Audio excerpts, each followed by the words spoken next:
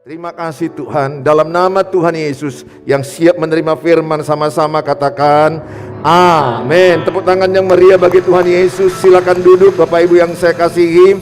Welcome home GBI Pelita. Senang bertemu dengan Bapak Ibu kembali bersama-sama di GBI Pelita di sesi yang kedua. Kita masih ada sesi untuk anak mahasiswa atau pemuda jam 4, dan ada lagi ibadah umum jam 18. Dan Bapak Ibu bisa bergabung juga di sosial media kita, ada YouTube, ada Facebook, ada Instagram untuk upgrade informasi-informasi gereja. Karena di masa pandemi ini kadang-kadang kita bisa tiba-tiba datang, dan kita juga harus lakukan sesuai dengan petunjuk pemerintah. Dan puji Tuhan kalau masa-masa ini COVID udah jauh menurun, jauh sekali menurun.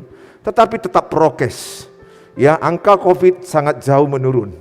Puji Tuhan, tepuk tangan buat pemerintah kita, buat Indonesia yang bekerja keras, buat para nakes, tetapi tetap prokes. Dan saya anjurkan semua kita mengikuti vaksinasi. Carilah informasi di mana supaya terjadi herd immunity, kekebalan kelompok. Ya, semua staf udah ikut vaksinasi, dan saya harap semua saudara ikutilah vaksinasi. Itu adalah anjuran yang harus kita patuhi. Saudara, di 2021 kita akan bicara membangun karakter ilahi. Karakter ilahi tidak dibangun dalam sekejap. Karakter ilahi dibangun lewat penderitaan. Karakter ilahi dibangun lewat tantangan. Karakter ilahi dibangun lewat kesusahan. Makanya engkau yang menderita, engkau yang susah, engkau yang punya persoalan, engkau yang mengalami tantangan hidup, sebenarnya Tuhan ingin membangun karakter dalam dirimu.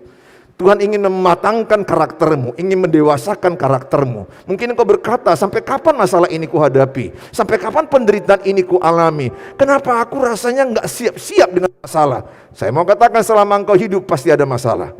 Selama engkau hidup pasti ada orang menyakitimu. Selama orang hidup pasti ada orang yang tidak senang kepadamu. Sebaik apa yang kau lakukan, akan ada orang berkata engkau buruk, engkau jelek. Ada orang yang negatif thinking kepadamu. Lupakan mereka. Cari orang-orang komunitas yang sehat, yang selalu mensupport saudara, yang mendukung saudara maju.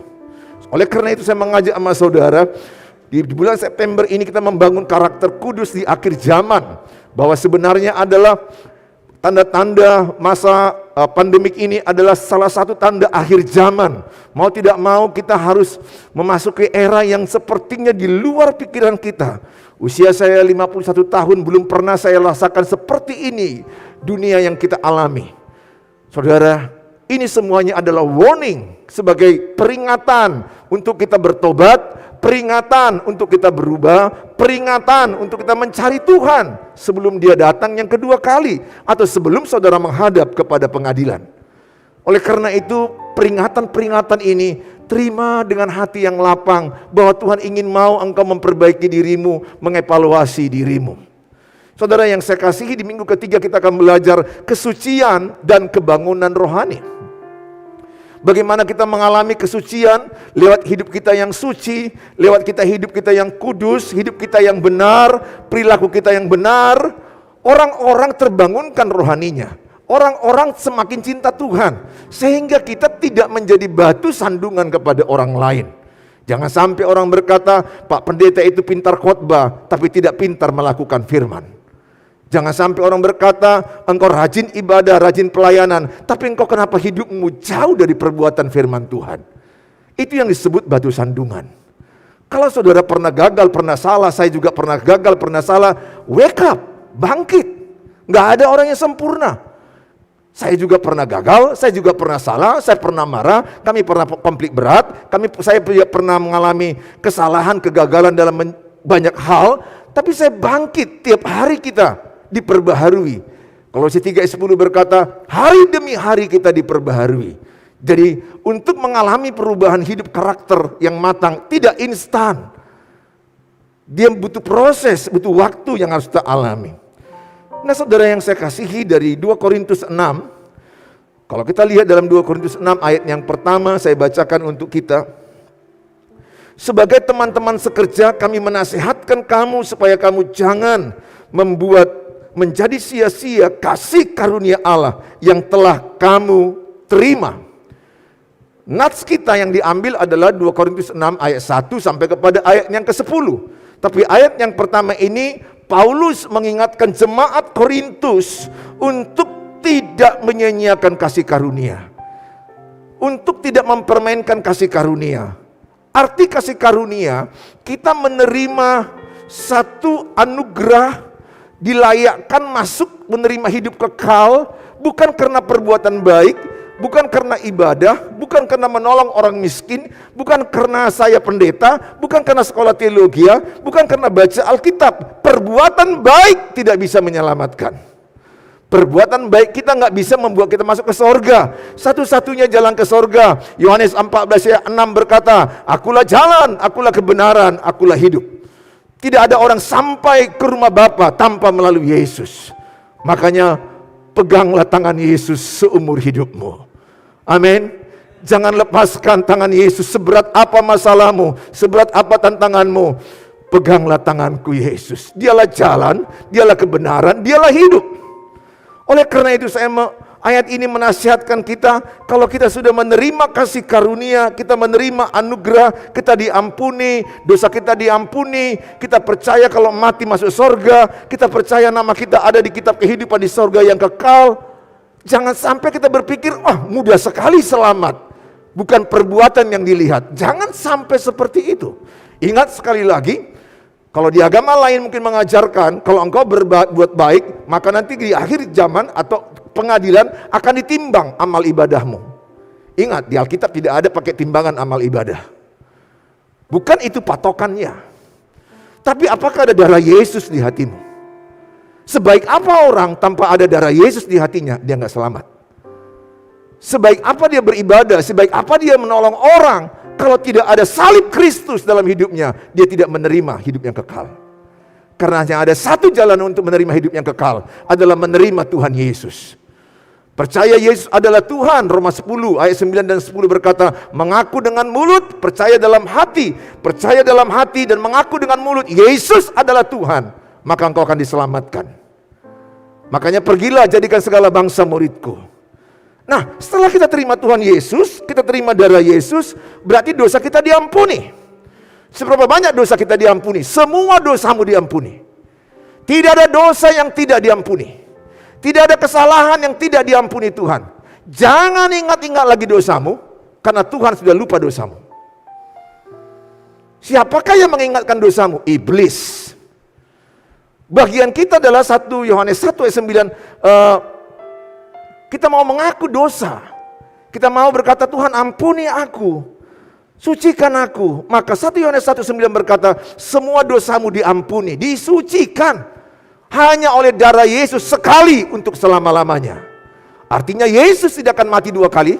Yesus hanya mati sekali 2000 tahun yang lalu untuk pengampunan dosa. Oleh karena itu percayalah, dosamu enggak diingat-ingat Tuhan. Ibrani 10 ayat 17 berkata, Tuhan tidak mengingat-ingat kesalahan masa lalumu. Jadi kalau engkau terlalu ingat-ingat masa lalumu, engkau ingat-ingat apa yang di belakang, ingat apa kata Paulus, aku melupakan apa yang di belakang, aku melihat apa yang di depan. Berhenti melihat apa yang di belakang. Yang di belakang selalu ada tuduhan, kau ini pendosa, kau ini penjahat, kau ini garong, pembohong, kau ini dulu seperti ini, kau dulu seperti ini. Itu iblis. Dan saudara jangan mau dipakai menjadi alat iblis mengingatkan dosa orang lain, mengingatkan kesalahan orang lain. Selalu Tuhan berkata, dia mengingatkan masa depanmu yang penuh harapan, masa depanmu yang cerah. Ketika engkau ada di rumah gereja, di rumah Tuhan ini, ingatlah Tuhan ada bukan untuk menghakimimu, tapi Tuhan ada sebagai Bapa kepadamu. Karena Yohanes 1 ayat 12 adalah, sebab siapa yang menerima Yesus diberi kuasa menjadi anak-anak Allah.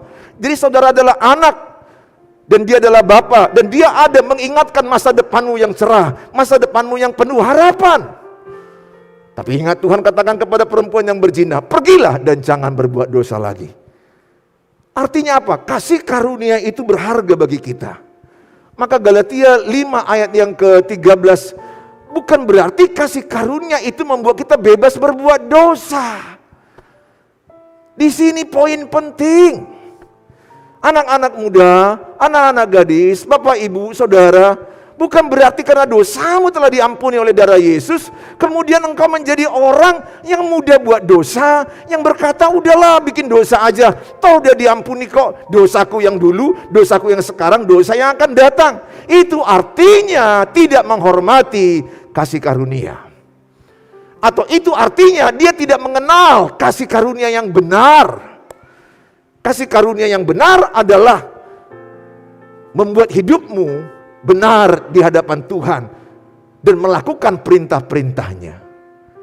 Kalau istriku mengasihi aku semakin lebih menghormati, lebih menghargai. Kalau saya mengasihi dia, dia lebih menghormati saya.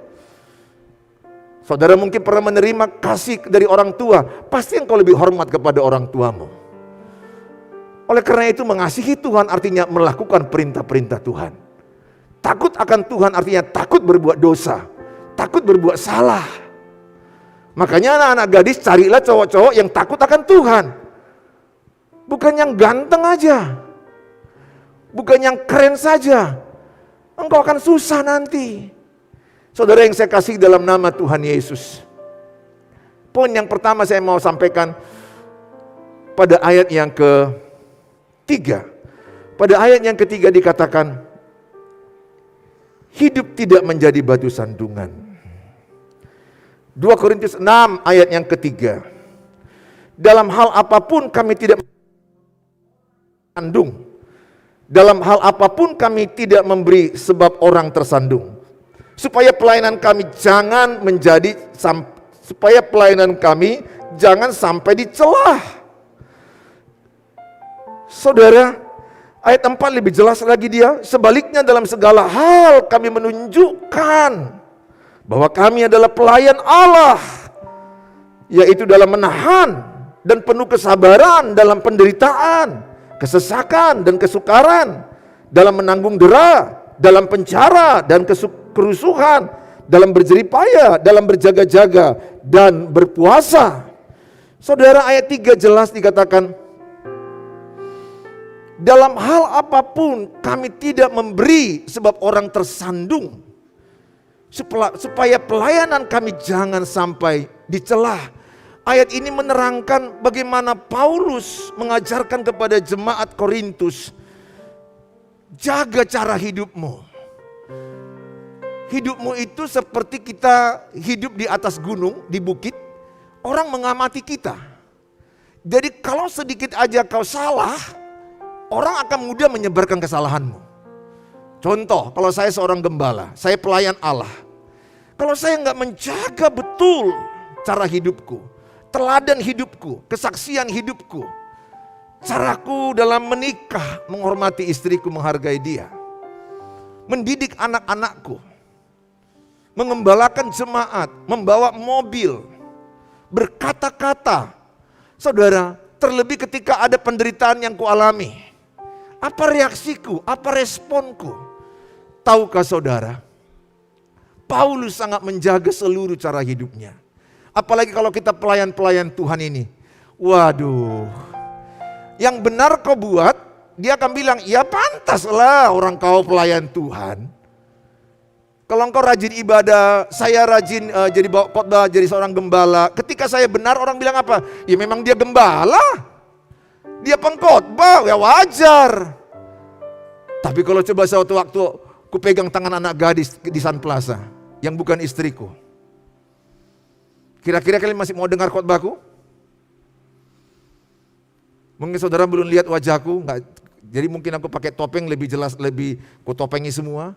Tapi satu waktu ku buka, kemudian kau lihat aku di Sun Plaza, ku pegang anak gadis, tangan anak gadis, bukan istriku. Kira-kira aku batu sandungan tidak? Enggak batu sandungan enggak? Menjadi celah enggak? Kalian dengar khotbah saya tertarik atau saya khotbah kuduslah, tapi saya pegang tangan anak gadis. Maka di hatimu apa? Lu kudus, ngomongnya kudus. Kudus itu bahasa aslinya kados. Kados dalam bahasa asli hidup terpisah untuk Allah. Hidup benar untuk Tuhan, meninggalkan dosa. Pelayan Allah, engkau ditonton. Hidupmu itu menjadi suratan terbuka Kristus. Orang akan melihat tindak tanduk. Saudara nggak tertarik dengan khotbah saya, percaya saya bilang. Saya nggak terlalu percaya. Mungkin saudara bilang, wah khotbahnya bisalah, oke lah. Tapi yang lebih tertarik bukan khotbah saya. Bagaimana saya mendidik anak-anak. Bagaimana saya merawat pernikahan. Bagaimana saya bersikap hormat kepada orang tua. Bagaimana saya bekerja di luar. Bagaimana saya bawa mobil.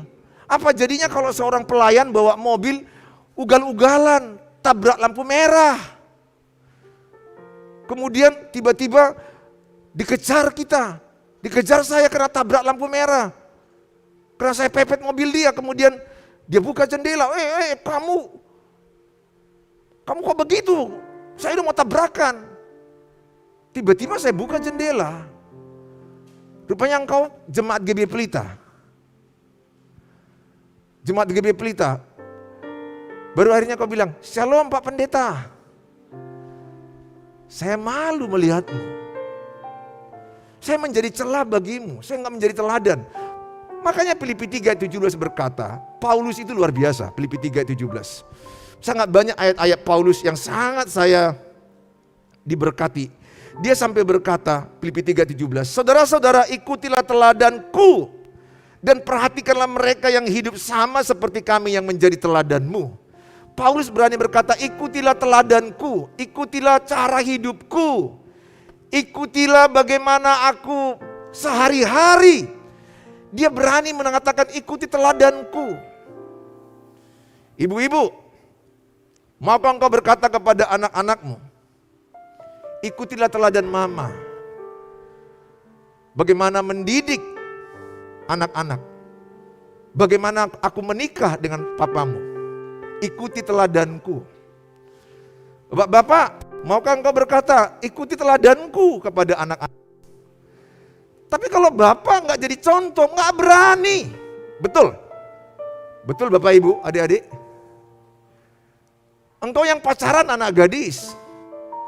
Di sini di gereja kita ada namanya cell group, I care, ada namanya mentor dengan mentee, mentoring.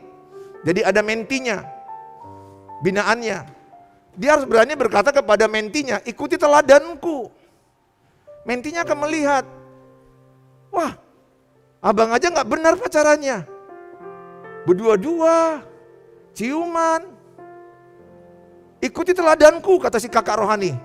Pakaian kakak aja di atas lutut roknya. Artinya tidak menunjukkan yang kudus. Enggak salah kalau ada pakaian-pakaian yang bagus, yang modis, sepanjang tidak menunjukkan keseksian kepada orang lain. Sepanjang tidak mengundang nafsu sensual orang lain. Jaga. Oleh karena itu teladan lebih besar pengaruhnya daripada nasihat. Seorang bapak yang bilang jangan merokok, bapaknya merokok, anaknya merokok. Seorang mama yang berkata, kita harus kebersihan, rapi, tapi nggak rapi rumahmu. Anakmu nggak rapi. Karena apa yang dilihat lebih besar daripada apa yang didengar pengaruhnya. Oke, saya udah pernah tes ke semua di sini ya, udah pernah saya tes semua. Coba yang sekali lagi tes ulang, pasti ada yang gagal. Angkat tangan kanannya, semua. Yang di balkon angkat tangan kanan, semua angkat tangan kanan. Semua, yang di luar juga angkat tangan kanan, menyerah kepada Yesus. Aku berserah. Oke, semua sama-sama pegang dahi masing-masing. Dahi masing-masing. Dahi, coba lihat kiri kanan, lihat kiri kanan. Dahi masing-masing, lihat kiri kanan. Pak, Bu, betul ini memang pandemi, tapi dahi masih tetap di sini. Bilang sebelahnya, setahuku dahi masih di sini, bilang sebelahnya. Mungkin kau berkata saking stres sekali lah kami ini Pak. Sebulan yang lalu saya tes. Saya bilang, ayo semua sama-sama pegang hidungnya. Ada orang pegang hidung di sini dia. Itu saya tes itu kemarin, setengah pegang hidung di sini. Gue bilang, sejak kapan hidung di sini? Ini telinga. Artinya apa yang dilihat lebih berpengaruh dengan apa yang didengar. Jadilah teladan. Amin. Kalau saya nggak baca Alkitab, bagaimana saya berani bilang sama anak-anak saya, baca Alkitab ya. Bangun pagi baca Alkitab. Tapi puji Tuhan saya memberikan teladan. Saya bangun pagi, saya baca Alkitab, saya berdoa. Sehingga anak-anak kami mengikuti jejak kami. Pagi bangun dan berdoa. Artinya apa? Teladan pengaruh lebih penting. Bapak Ibu yang saya kasihi, tidak ada yang sempurna. Saya juga pernah gagal, saya juga pernah salah. Tapi kita bangkit kembali. Karena ada kasih karunia Tuhan yang melayakkanmu. Tuhan ada bukan untuk mengintimidasimu. Tuhan ada bukan mengingat-ingat kesalahan lalumu. Tuhan ada memotivasimu berjalan dalam kebenaran. Amin. Apalagi dengan gadget masa sosial media ini. Banyak pornografi. Bagaimana saya menasihati anak saya yang anak mahasiswa tingkat 1 dengan anak gadis saya. Saya bilang, jaga kekudusan di handphonemu ini. Sekarang orang banyak jatuh dengan pornografi. Anak SMP SMA 96,1% nonton pornografi. Jadi dari 10 anak SMP SMA 9 dah nonton. Oh, saya aja terpapar tahun 86. 86 kami nonton rame-rame di kelas, bukan di kelas, ada guru. Kami rame-rame pindah ke rumah sebelah, rumah kawan, depan sekolah. Terpapar saya. Saya dari kampung karena saya orang kampung. Nggak ngerti pornografi. Kelas 2 saya pindah ke Medan. Saya diajak. Enak, apa itu? Aku bilang, BF. Apa BF? Tonton aja lah katanya. Kau orang kampung kau kata, nggak tahu. Orang kota rupanya udah pada nonton. Nah, dulu pakai CD. Ya sudah. Saya nggak tahu, saya pikir ini sejenis perang atau apa gitu kan. Nah singkat cerita saya tonton. Waduh, sangat begitu menjijikkan. Tapi minggu depan lagi diajak, mau juga. Karena waktu nonton itu rupanya ada endorfin, dopamin keluar di otak, jadi senang. Tapi ketagihan, syukur untuk ajakan keempat, kelima berikutnya saya tolak. Karena saya naik kelas 3 harus masuk ke kuliah. Kalau enggak saya enggak lulus nih kedokteran USU tahun 88. Karena orang yang nonton pornografi parah akibatnya daripada orang narkoba. Kalau nonton pornografi rusak otaknya 5 bagian otaknya rusak. Narkoba yang rusak hanya 3. Jadi efek pornografi lebih kerusakan otak 5. Kalau di narkoba 3. Dan kalau narkoba kita takut-takut kemana-mana belinya karena ada polisi, betul? Ditangkap atau ditembak pengedarnya. Kalau handphone, di mana saja, kapan saja, tinggal klik. Bu, cek handphone anakmu, gadget anakmu, gampang. Kalau dia takut, ada dosa di situ. Orang yang sudah klik, pasti itu akan muncul topik yang sama. Apalagi berulang. Kalau di sini mana ada cewek-cewek suka dengan cowok yang nonton pornografi, habis pernikahanmu. Engkau akan jadi objek pemuas seks yang dibuat dia. Karena seorang ibu menangis kepada saya, hanya gara-gara suaminya suka pornografi. Dan dia jadi objek seperti yang ditontonnya. Di situ bisa dipukul, baru dikerjain lagi, dipukul, dikerjain lagi. Mau dibuat objek seperti itu, dia nangis sama saya. Udah bapak-bapak loh. Tokoh agama juga gak kebal. Saya mau katakan kepadamu, jaga kekudusan. Teladan dan cara hidupmu. Kalau handphone, baptislah dia. Masukkan ke air. Lebih bagus handphonemu yang mati daripada engkau yang binasa. Amin. Siapa di sini yang mau membaptis handphonenya? Lebih bagus serahkan kemari, pembangunan gereja masih butuh.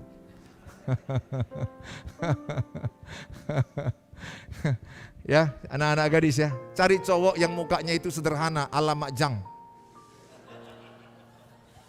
Yang kalau kau lihat dia itu perlu doa dulu, jelas struktur rahangnya. Ya, giginya lebih mancung dari mulut alias giman. Kalau foto senyum nampak giginya setengah. Nggak pernah ketutup rapat. Lebih bagus kau dapat yang begitu, tapi dia nggak mengenal pornografi. Tapi kalau kau dapat cowok yang mungkin gayanya sispek, macho man, makan congok man. Nah, kau dapat yang seperti itu, walah kasihanlah hidupmu. Menikah tidak seputar seks. Kau ketipu anak muda, anak gadis. Waktu anak muda, anak gadis pikiranmu seks. Tapi setelah menikah, married not about sex. Walaupun seks itu adalah anugerah untuk dinikmati suami istri, tapi itu bukan segalanya. Tapi justru seks banyak merusak rumah tangga. Seks banyak merusak pernikahan. Seks dipakai iblis merusak anak muda, merusak generasi. Lebih terkejut lagi saya pelayanan di Pulau Nias. Ini kisah nyata dengan tim kami, kelas 4, kelas 5, 6. Siapa yang sudah nonton pornografi? 80%. 5 tahun lalu. Kelas 4, kelas 5, kelas 6. Apalagi zaman sekarang. Di ruangan ini aku percaya ada. Kalau kau dengar hari ini, Tuhan mengasihimu. Tuhan sayang padamu. Itu rame-rame kami nonton pornografi, rame-rame onani. Ganti-gantian kamar mandi. Rusak otaknya mengecil, asosial, daya memorinya menurun, nggak ada perencanaan, nggak melihat jadi gelisah. Saudara yang saya kasih dalam Tuhan Yesus, saya ajak, tubuhmu adalah bait Roh Kudus. Roh Kudus tinggal dalam tubuhmu. Kalau pernah engkau salah, Tuhan mengampunimu. Jangan teruskan lagi. Yang kedua adalah hidup dalam kemurnian. Paulus menekankan Korintus 6 ayat 6. Dalam kemurnian hati, pengetahuan, kesabaran dan kemurahan hati dalam Roh Kudus dan kasih yang tidak munafik. Jadi Paulus menerangkan, mengajarkan bagaimana kita seorang pelayan Allah yang tidak hidup ada celah. Saudara, bagaimana seorang pelayan Allah hidup dengan murni. Bagaimana saya berkhotbah hidup dengan khotbah dengan murni. Saya tidak khotbah untuk amplop, saya tidak khotbah untuk uang. Saya tidak khotbah untuk terkenal.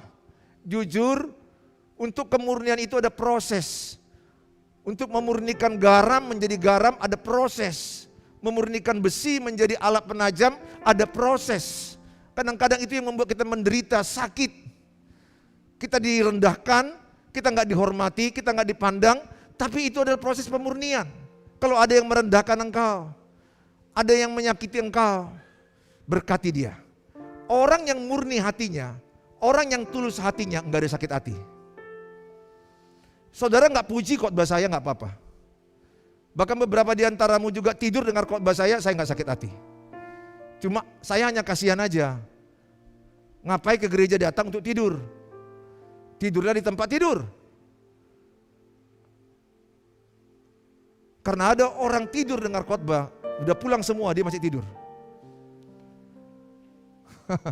I love you. Udah bangun dia. Terima kasih Tuhan. Mujizat itu nyata. Jangan lihat siapa-siapa, lihat dirimu. Ini yang dilihat sebelahnya, jangan-jangan sebelahku yang tidur. Dia enggak tidur, dia tutup mata berpikir, lebih merenungkan. Karena saya teman kuliah S2 di kedokteran. Saya punya teman, namanya itu Rahmat. Asal kuliah tutup mata tidur terus. Asal kuliah tuh.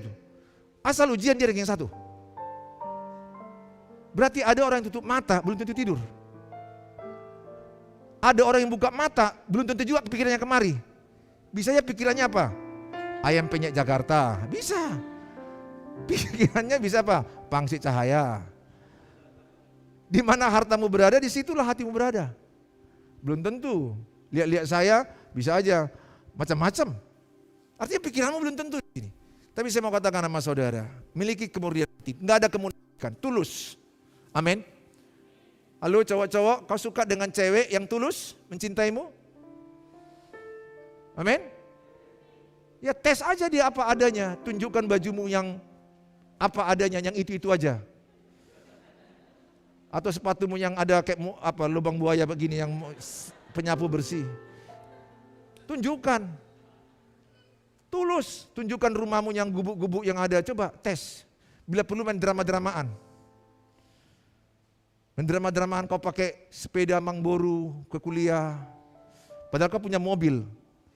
Wah, mobil Jazz, Honda Jazz. Tapi kau gak bawa. Tapi seorang cewek udah mulai PDKT. Ini banyak nonton drama, ginilah pendeta kalau banyak nonton TikTok. Nah ini pendeta. Pendeta modern ini.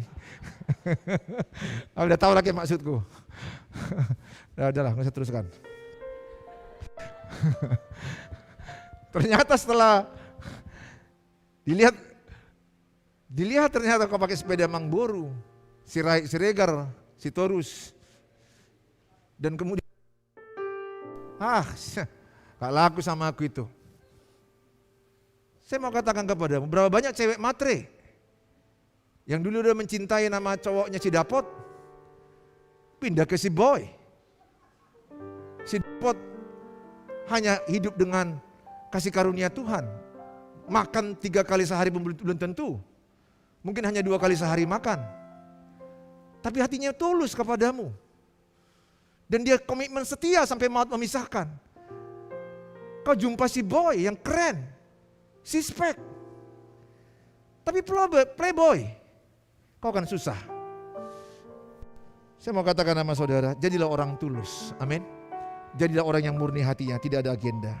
Setelah engkau tidak punya celah, engkau hidup murni dan tulus, engkau akan mudah memberitakan kebenaran. Yang ketiga adalah memberitakan kebenaran. Maka Paulus dalam kesengsaraan, dalam penderitaan, dia tidak menyerah. Dia tetap mempertahankan eksistensi hidupnya sebagai pelayan Allah. Dia menunjukkan integritas jujur, integritas benar, integritas yang sebagai pelayan Allah, sehingga orang-orang lain bisa mengikuti kebenaran firman Tuhan. Dia tidak menjadi batu sandungan kepada orang lain. Saya berdoa semua kita di sini, jaga cara hidupmu, jangan sampai ada celah. Betul kita nggak sempurna. Kalau kita salah kita berubah. Kalau kita jatuh kita bangkit. Kalau engkau pernah jatuh dalam perzinahan, bangkit hari ini. Tuhan mengasihimu. Atau kalau engkau lagi tidur dengan seorang laki-laki yang belum diberkati, Tuhan mengasihimu. Tinggalkan laki-laki itu. Kalau dia suami orang lain, pulangkan. Mungkin dia tercecer, pulangkan ke tempatnya. Pulangkan dia.